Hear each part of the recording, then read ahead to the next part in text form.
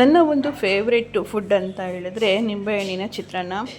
ಯಾಕೆ ಅಂತಂದರೆ ಇದು ತುಂಬ ಬೇಗ ಆಗುತ್ತೆ ಮತ್ತು ತುಂಬಾ ಹೆಲ್ತಿ ಆಗಿರುತ್ತೆ, ಹಾಗೆ ತುಂಬ ಟೇಸ್ಟು ಕೂಡ ಇರುತ್ತೆ. ನಿಂಬೆಹಣ್ಣಿನ ಚಿತ್ರಾನ್ನ ಅಂತೂ ತುಂಬ ಜನರ ಫೇವ್ರೆಟ್ ಅಂತಲೇ ಹೇಳ್ಬೋದು. ಈ ಸೋಮವಾರ ಒಂದು ಬ್ಯುಸಿ ಡೇ ಸ್ಟಾರ್ಟ್ ಆಗುತ್ತಲ್ಲ, ಹಾಗಾಗಿ ಮಕ್ಕಳಿಗೆ ಸ್ಕೂಲ್ಗೆ ಬಾಕ್ಸ್ಗಾಗಲಿ ದೊಡ್ಡವ್ರಿಗೆ ಬಾಕ್ಸ್ಗಾಗಲಿ ಇದು ಖಂಡಿತ ಒಂದು ಸೂಟೇಬಲ್ ರೆಸಿಪಿ ಅಂತಲೇ ಹೇಳ್ಬೋದು. ನನಗಂತೂ ತುಂಬಾ ಇಷ್ಟ ಆಗುತ್ತೆ ಚಿತ್ರಾನ್ನ.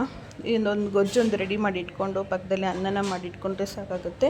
ಅನ್ನನ ನಾನೇನು ಕೂಗಿಸ್ಕೊಳ್ಳೋದಿಲ್ಲ, ಹಾಗೆ ಓಪನಾಗಿ ಬೇಯಿಸಿರ್ತೀನಿ. ಇದರಿಂದ ಅನ್ನ ಉದುರುದ್ರಾಗೆ ಆಗುತ್ತೆ.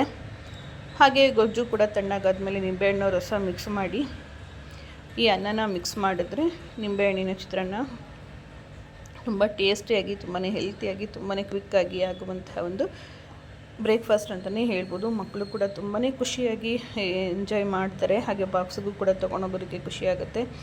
ಸ್ವಲ್ಪ ಉಪ್ಪಿಟ್ಟು ಅದು ಇದು ಅಂತಂದರೆ ಬೇಡ ಅಂತ ಹೇಳ್ತಾರೆ. ಇದನ್ನಾದರೆ ಮಕ್ಕಳು ಕೂಡ ಇಷ್ಟಪಟ್ಟು ತಿಂತಾರೆ. ನಿಮ್ಮ ಅಭಿಪ್ರಾಯ ಏನು? Thank you.